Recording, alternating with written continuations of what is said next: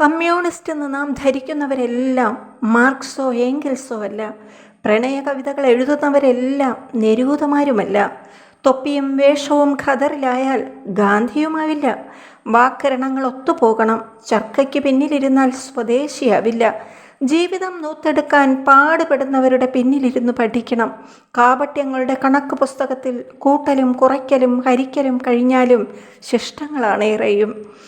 ആകർഷകമായ നിറങ്ങളെ ആവാഹിച്ച കമനീയ പുഷ്പങ്ങൾ മരീചിനെ പോലെ മായ കാട്ടിയെങ്കിലും ചില മുള്ളുകൾ ഒളിപ്പിച്ചു വച്ചിരിക്കും അവയുടെ ദളങ്ങൾക്കപ്പുറത്ത്.